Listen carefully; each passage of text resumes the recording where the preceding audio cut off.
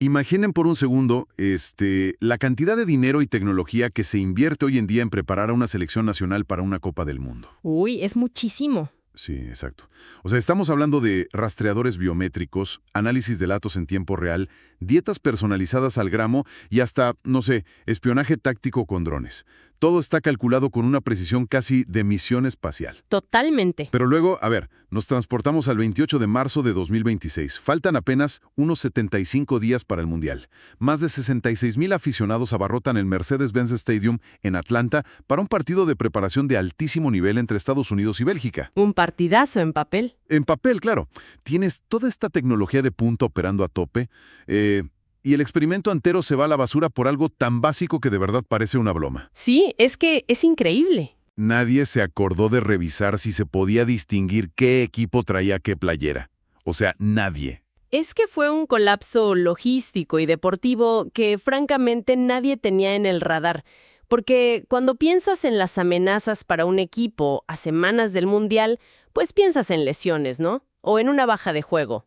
Ajá, lo normal. Exacto, no en una crisis de guardarropa que termina en una humillante derrota de 5-2 en tu propia casa. A ver, vamos a desmenuzar todo esto. Nuestra misión en esta inmersión a fondo es entender las tuercas y tornillos de este desastre. Queremos explorar cómo una decisión de marketing, de estas de pantalón largo, se convirtió en una auténtica pesadilla táctica ahí en el césped. Y vaya pesadilla. Y lo más importante, ¿qué nos revela este ensayo sobre la fragilidad del equipo estadounidense justo antes de ser los anfitriones del torneo más grande del planeta? Así que, empecemos por la escena del crimen, el momento en que suena el silbato inicial. Había un ambiente de fiesta total y de repente una confusión generalizada. ¿Qué estaba pasando exactamente con los uniformes? Pues mira, para visualizar la magnitud del problema tenemos que entender los diseños. Estados Unidos salía a presumir su nuevo uniforme de Nike, que bautizaron como Stars and Stripes, que era un guiño al Mundial del 94. Ah, sí, el de las rayas. Ese mero. De frente tenía rayas horizontales rojas y blancas muy llamativas. Pero el problema es que la espalda era en un 90% blanca, solo con los números impresos en negro. Ok. Y por el otro lado, Bélgica estrenaba su uniforme de visitante de Adidas, un tono llamado Frozen Blue, que la verdad en papel sonaba muy innovador. Estaba inspirado en el pintor surrealista René Magritte, pero en la práctica era un azul gélido, ridículamente pálido, con unos detallitos minúsculos en rosa y negro. O sea, tenías a un equipo con la espalda prácticamente blanca y al otro con un azul pero tan claro, que bajo los reflectores de un estadio techado parecía blanco brillante. Sí, desde las gradas altas y sobre todo en las cámaras de transmisión, el efecto óptico era desastroso. Parecía, te lo juro, un partido de entrenamiento donde a alguien se le olvidó repartir las casacas de colores. Ambos equipos parecían llevar camisetas blancas. A ver, pausa aquí. Quiero hacer de abogado del diablo un momento, porque seguramente mucha de la gente que nos escucha está pensando exactamente lo mismo. Estos son atletas de élite, profesionales que ganan millones y que entrenan toda su vida para esto. ¿Me vas a decir que no pueden simplemente levantar la cabeza y verle la cara a su compañero a 10 metros de distancia para darle un pase? Digo, ¿de verdad un color de playera te provoca perder un partido internacional? Pues la intuición nos diría que sí, ¿verdad? Que basta con mirar las caras. Pero la ciencia cognitiva detrás del fútbol de élite funciona de otra manera muy distinta. A esa velocidad, las decisiones no se toman en segundos, se toman en fracciones de milisegundo. ¡Órale! Sí, los jugadores rara vez miran directamente al jugador al que le van a pasar el balón. Dependen muchísimo de algo llamado visión periférica. El cerebro está entrenado para escanear el campo y detectar manchas de alto contraste, ¿sabes? Claro, como un instinto. Exactamente. Ves un destello rojo por la banda izquierda y, por puro instinto y memoria muscular, filtras el pase hacia ese espacio sin siquiera hacer contacto visual.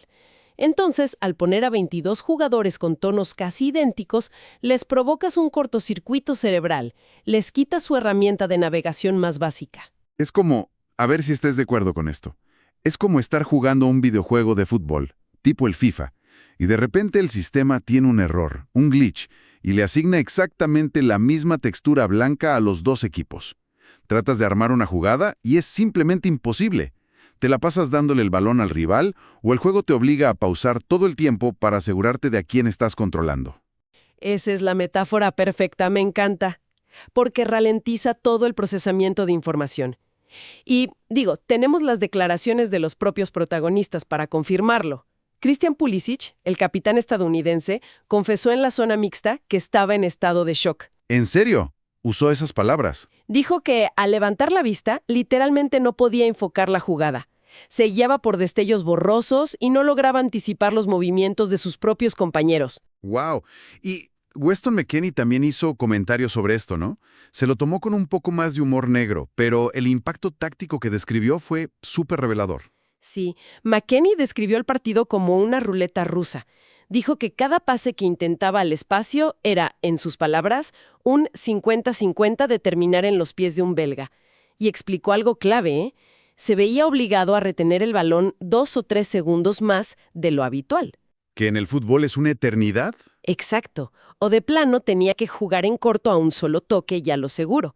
En el fútbol moderno, si un mediocampista se toma 3 segundos extra para decidir un pase, la ventana de oportunidad se cierra. La defensa rival se reacomoda y las transiciones ofensivas se mueren por completo. Claro, les cortas las piernas tácticamente. Y el problema no era exclusivo de un lado de la cancha, por lo que entiendo. Jeremy Doku, el extremo rapidísimo de Bélgica, admitió en la televisión de su país que su equipo sufría exactamente lo mismo. Sí. Dijo que antes de intentar una pared o un pase profundo tenían que, cito, mirar 2 veces. Y a ese nivel de competencia, pues el que mira 2 veces ya perdió toda la ventaja. Definitivamente. Lo cual me lleva a la pregunta lógica, la que supongo que se hacía todo el mundo viendo el partido. Si los jugadores estaban tan confundidos desde el minuto 1 y los técnicos lo notaron de inmediato, ¿por qué nadie detuvo la masacre visual para ir a los vestidores y cambiarse? O sea, pasamos del caos en la cancha a las decisiones burocráticas en los despachos. ¿Cómo permitieron que el partido continuara así? Pues la respuesta corta es marketing y burocracia. Lo fascinante de esta situación es que todo este evento fue producto de una cadena de negligencias administrativas impresionantes. A ver, cuéntame de eso. Ambas federaciones, tanto la estadounidense como la belga, tenían un objetivo comercial clarísimo. Querían usar la ventana internacional más importante antes del Mundial para lucir sus nuevos uniformes y detonar las ventas a nivel global. El protocolo de la FIFA dicta que los equipos deben avisar con mucha anticipación qué indumentaria van a usar, ¿verdad? Ajá. Bueno, pues la Federación de Estados Unidos envió fotografías de su uniforme local a rayas y Bélgica hizo lo mismo con su uniforme azul pálido. Todo ese material llegó a manos del comisionado del partido de la FIFA y al cuerpo arbitral días antes del evento. Pero nadie revisó cómo se veían juntos. ¿Nadie cruzó las imágenes para comparar? Pues los revisaron en pantallas, probablemente en un archivo PDF o en unas fotografías promocionales así súper bien iluminadas y simplemente dieron el visto bueno. Incluso los árbitros firmaron la aprobación la misma mañana del partido. No inventes. El problema de aprobar cosas en papel es que no contemplan cómo reaccionan las texturas de la tela bajo las potentes luces LED de un estadio inmenso. Y nadie notó el conflicto real hasta que terminaron los himnos, los jugadores se quitaron las chamarras de calentamiento y, pues, se esparcieron por el campo. Ahí fue cuando la realidad golpeó. Bueno, el error humano existe, ¿no? Alguien en la oficina no hizo bien su trabajo, pero una vez ahí, viendo que no se distinguían, tuvo que haber un plan de contingencia. Siempre hay uniformes de visita a la mano, ¿no? Pues sí, y hubo intentos de arreglarlo en ese instante. Los reportes de la prensa europea indican que el cuerpo técnico de Bélgica, al ver el desastre visual, se acercó al cuarto árbitro para ofrecerse a regresar al vestuario y cambiar a su clásico uniforme rojo, el titular. ¡Ah, qué bien! ¿Y qué pasó? El problema es que Estados Unidos llevaba franjas rojas muy gruesas en el pecho. Rojo contra rayas rojas y blancas seguía siendo un dolor de cabeza visual tremendo. Claro, seguía chocando. Pero la solución lógica, si lo piensas 2 segundos, era que Estados Unidos usara su uniforme de visitante. Tienen ese azul oscuro o casi marino que está muy bonito. Eso habría creado un contraste perfecto contra el azul pálido casi blanco de Bélgica. Pues esa era la salida más sensata, sin duda. El equipo local debió ceder y cambiarse al azul oscuro. Pero la Federación Estadounidense se negó rotundamente. ¿Se negaron? Sí. Argumentaron que usar la camiseta de visitante arruinaba por completo la campaña comercial multimillonaria que Nike había diseñado para estrenar la camiseta Stars and Stripes frente a su público en un estadio abarrotado. O sea, preferían jugar a ciegas que perder el impacto promocional. ¡Qué barbaridad! Y además, se sumó otro factor casi de comedia de enredos. Para empeorar las cosas, las utilerías de ambos equipos estaban incompletas. Bélgica ya había enviado sus uniformes de repuestos y el equipo extra en un vuelo de carga hacia Chicago, preparándose para su siguiente amistoso contra México. Así que no tenían mucho margen de maniobra ahí en el estadio. De verdad que esto plantea una pregunta durísima sobre las prioridades en el deporte moderno. Porque, entiendo que el fútbol es un negocio. Claro, que las marcas deportivas pagan cientos de millones por estos patrocinios y exigen su momento bajo los reflectores. Pero, ¿hasta qué punto el afán de vender mercancía está canibalizando el producto mismo? Es un debate muy válido. Y fíjate que leí que el analista de la televisión belga, el exjugador Marc de Grise, hizo una rabieta en vivo y lo calificó de absolutamente inaceptable.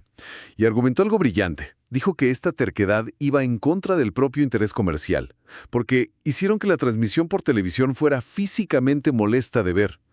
Sí, te lastimaba los ojos. Exacto. Terminas alejando a la audiencia. Nadie, te lo aseguro, nadie va a querer entrar a la tienda en línea a comprar una playera después de estar entrecerrando los ojos durante 90 minutos viendo un partido infumable. Crástica.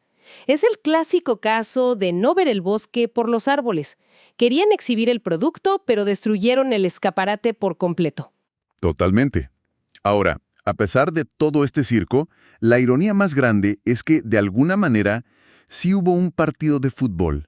Y por un rato, el equipo de Estados Unidos pareció navegar ese caos visual mucho mejor que su rival. Tuvimos como un espejismo en el primer tiempo.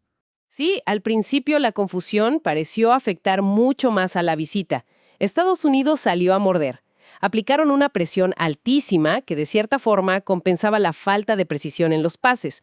Antonio Robinson, por ejemplo, que regresaba a la selección después de estar casi 500 días ausente por diversas lesiones. Un montón de tiempo. Sí, pues se convirtió en un tren por la banda izquierda. Su intensidad era tan alta que contagiaba al resto del equipo.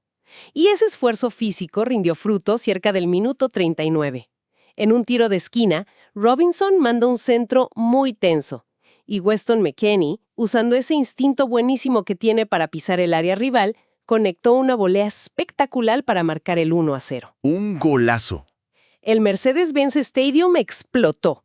Por un momento, parecía que toda esta polémica de las playeras iba a quedar nada más como una anécdota chistosa de una victoria estadounidense. Pero justo cuando Estados Unidos tenía a Bélgica contra las cuerdas, desorientados y perdiendo 1-0, entra otra variable surrealista a la ecuación, algo que cortó el ritmo del partido de un tajo. Sí, si conectamos esto con el panorama general, aquí es donde nos topamos con otra directriz inflexible de la FIFA. El árbitro detuvo el partido para imponer una pausa de hidratación obligatoria, los famosísimos y a veces infames cooling breaks, que suelen verse en climas extremos. Lo cual es absurdo por el contexto. Me puse a investigar las condiciones del Mercedes-Benz Stadium, y es una maravilla de la ingeniería. Es un estadio techado. Tiene un sistema de aire acondicionado industrial de más de 8,000 toneladas. Una locura. Esa noche, la temperatura a nivel de cancha estaba regulada a unos perfectos, prístinos 22 grados centígrados. No hacía ni calor ni frío. Era un clima de laboratorio ideal para jugar al fútbol. La temperatura era perfecta, sí, pero el protocolo no atiende a razones climáticas en este caso. El argumento de ellos fue que para simular de la manera más realista posible las condiciones y el reglamento estricto que se aplicará en las sedes más calurosas del Mundial de 2026, los equipos estaban obligados a detenerse. ¡Qué ridículo es! Y cuando la voz del estadio anunció por los altavoces el motivo de la interrupción, las 66,000 personas en las gradas comenzaron a abuchear de forma masiva. Es que no tiene sentido. Es como obligar a alguien a ponerse un abrigo de esquí y botas de nieve para caminar por la playa en pleno verano, solo porque hay que ir practicando para diciembre. ¿Tal cual? Interrumpir un flujo atlético natural por un tecnicismo así rompe el estado mental del jugador. Y las reacciones en los banquillos fueron el día y la noche, ¿no? Ah, sí, totalmente opuestas. Mauricio Pochettino, el técnico de Estados Unidos, estaba que echaba humo. En la conferencia posterior dejó muy claro que odia este tipo de pausas artificiales, especialmente cuando las métricas biométricas de sus jugadores, que las monitorean en vivo, mostraban que estaban en perfectas condiciones y bajo un clima de 22 grados. Claro, no lo necesitaban. Para Pochettino, ese parón fue un freno de mano. Su equipo venía con una inercia avasalladora y de pronto, ¡pum!, los mandan a sentarse a tomar agua. Por el otro lado, Rudi García, que es el viejo zorro táctico que dirige a Bélgica, vio el cielo abierto. Me imagino. Su equipo estaba sufriendo no solo por las camisetas, sino por la presión física. Usó esos 3 minutos de la hidratación como si fuera un entrenador de básquetbol pidiendo un tiempo muerto estratégico. Reacomodó sus líneas, calmó a sus jugadores y les dio instrucciones clarísimas sobre cómo saltar la presión estadounidense. Y vaya que el tiempo muerto de Rudi García funcionó, porque esa pausa, sumada ya al cierre del primer tiempo, fue el punto de quiebre absoluto del partido. Pasamos de ese espejismo de dominio de Estados Unidos a un colapso táctico que dejó helado al estadio. Totalmente. El péndulo del momento anímico cambió justo en el minuto 45, segundos antes de irse al descanso. La defensa estadounidense despeja a medias un balón que le cae a Zeno de Bast, un central belga que andaba merodeando por ahí a unas 25 yardas de la portería. Ajá. Y sin pensarlo mucho, saca un zapatazo raso. El balón se cuela por debajo de un mar de piernas. Probablemente nadie vio bien la trayectoria por la misma saturación de blanco que había en el área y empata el partido 1-1. Ese gol de vestidor fue un gancho al hígado para la moral de Estados Unidos. Y vaya que les dolió, porque cuando salieron para el segundo tiempo, lo que vimos fue una verdadera masacre deportiva. De esas que dejan cicatrices serias en un equipo. Sí, y aquí es donde tenemos que ir más profundo y analizar el por qué, más allá del qué.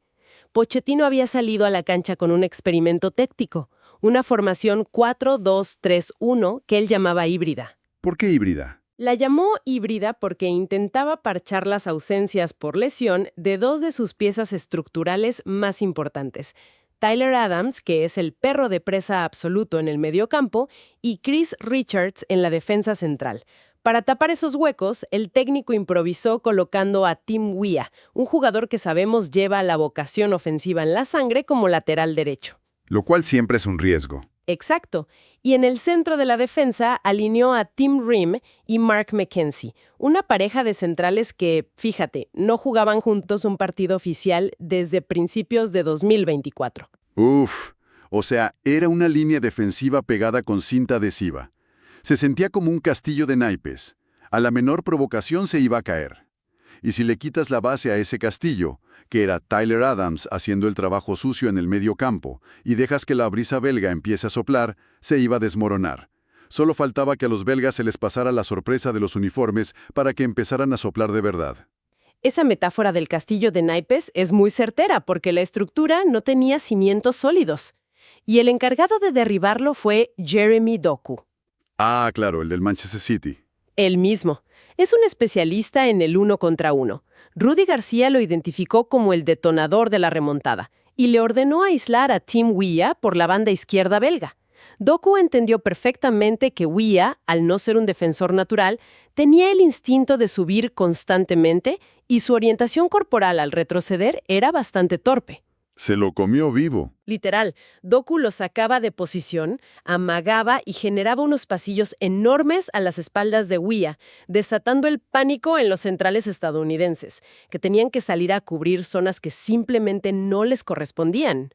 Y el resultado de ese pánico fueron 4 goles recibidos en 45 minutos. Fue un derrumbe en tiempo real. Cuéntanos un poco de esa secuencia. Fue brutal. En el minuto 53, Doku vuelve a exhibir a la defensa por la banda. Atrae a 3 jugadores estadounidenses que colapsan hacia él, dejando un hueco inmenso en el centro. Amadou Onana llega completamente libre desde la segunda línea y anota el 2-1 con una facilidad tremenda. Y ahí se cayeron anímicamente. Sí, porque apenas 6 minutos después, en el 59, un centro belga al área provoca un rebote errático que termina pegando en el brazo abierto de Tim Ream. Penal. Charles de Ketelare lo cobra con una frialdad absoluta. Ese 3-1 fue el golpe de gracia mental, especialmente para el portero Matt Turner. Que venía atajando bien, ¿no? Sí, Turner había tenido una actuación muy digna hasta ese momento, pero ahí se vino abajo psicológicamente. Ya con el equipo estadounidense desfondado y dejando espacios por todos lados, entró Dodi Luke Bacchio desde la banca y se dio un festín. Firmó un doblete espectacular en los minutos 68 y 82, aprovechando puros errores infantiles en la salida del balón. Incluyendo esa entrega espantosa, ¿no? Sí, una entrega directa e imperdonable de Sebastián Berhalter en su propio tercio del campo. Al final, Patrick Agyemang consiguió un gol de consolación ya al minuto 87 tras un rebote medio extraño, pero la verdad solo sirvió para maquillar el 5-2 definitivo. Ok, hagamos una pausa y seamos muy analíticos con esto, porque me parece que hay un riesgo enorme en la forma en que se va a contar la historia de este partido en los medios. Es facilísimo quedarse con la anécdota y decir, perdimos porque los uniformes parecían pijamas blancas y nadie se veía. O usar la excusa de, nos quitaron el ritmo del partido por culpa del árbitro, obligándonos a tomar agua. Claro, son las excusas perfectas. Exacto, pero yo quiero ir un paso más allá. ¿De verdad una ilusión óptica y 3 minutos de pausa climática te hacen perder por 3 goles de diferencia? ¿O este partido desnudó a un equipo de Estados Unidos que, cuando enfrenta presión europea de alta escuela, entra en pánico, no sabe comunicarse y depende de manera casi enfermiza de que Tyler Adams les resuelva el mediocampo? Y aquí es donde la cosa se pone verdaderamente fascinante, porque esa es la lectura crítica que debemos hacer. Las circunstancias del entorno fueron absurdas e influyeron, sin duda, pero la pasividad que mostró Estados Unidos a la hora de defender su área no tiene absolutamente nada que ver con el contraste de los colores en las playeras. Por supuesto que no. En la conferencia de prensa, fíjate, el propio Pochettino no quiso usar los uniformes como escudo y fue muy autocrítico. Señaló específicamente la jugada del gol de Onana y la del empate de Devast. En ambas acciones, Estados Unidos tenía a 10 jugadores metidos dentro o al borde de su propia área chica. ¿10 jugadores? 10 jugadores plantados viendo cómo los mediocampistas belgas se perfilaban, armaban el disparo y pateaban a puerta, sin que un solo estadounidense saliera a morder la marca, a presionar el tiro o a tapar la línea de visión. Te la compro, porque una cosa es que la playera casi idéntica te confunda cuando vas al ataque a toda velocidad y tienes que buscar el hueco para filtrar el pase sin pensar. Ahí te la valgo. Pero a la hora de defender, cuando el rival está pisando tu área, sabes perfectamente a quién tienes que estorbarle. Exactamente. Tienes la cara del rival enfrente, y tu único trabajo es que no dispare cómodamente. El color de su espalda no importa. Es que el problema ahí es de fundamentos tácticos y de comunicación defensiva. Cuando juegas con marcaje en zona dentro del área, depende 100% de la comunicación verbal. Tienes que gritarle al compañero quién toma a qué atacante cuando se cruzan. Si pones a 2 centrales que no han jugado juntos en años, como Rim y Mackenzie, y les pones al lado a un extremo improvisado de lateral, esa comunicación simplemente no existe. Se vuelve un silencio total atrás. Sí, y ante rivales de la zona de CONCACAF o equipos de menor jerarquía, a lo mejor la calidad individual de los estadounidenses maquilla esos errores.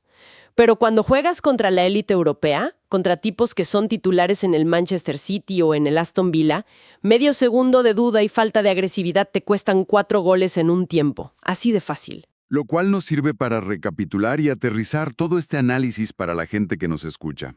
Lo que se había planeado como una gran fiesta de primavera en Atlanta, un escaparate para lucir músculo frente al mundo, terminó siendo un durísimo baño de realidad para el equipo local. Aprendieron a la mala que para sentarse a la mesa de la élite del fútbol mundial, y sobre todo de cara a ese duelo tan pesado que se les viene contra Portugal, pues van a necesitar mucho más que 40 minutos de buena voluntad y presión alta. Así es, requieren construir química urgente en la defensa central, necesitan concentración militar en las marcas zonales durante los 90 minutos completos, no solo cuando el marcador les favorece. Y sobre todo necesitan desarrollar esa resiliencia psicológica para no desmoronarse por completo cuando el plan original se rompe o cuando faltan piezas clave. Y bueno, aparentemente también van a necesitar poder distinguir quién trae la playera de tu equipo y quién no. Un detalle bastante útil en este deporte, diría yo. Sí, un requerimiento técnico bastante básico, por decirlo menos. Totalmente innegable. Y con eso en mente, quiero despedir esta exploración dejando a quienes nos acompañan hoy una pregunta flotando en el aire. Algo para darle vueltas en la cabeza, basándonos en todo lo que desmenuzamos aquí. Si una decisión estrictamente comercial para vender unas cuantas miles de camisetas en un partido amistoso pudo provocar un cortocircuito táctico en atletas de élite, desquiciar a entrenadores de clase mundial y arruinarle la experiencia a millones de aficionados en televisión. Y nadie hizo nada. Exacto. Y nadie, ni los árbitros, ni la burocracia de la FIFA, quiso hacer nada para evitarlo en el momento.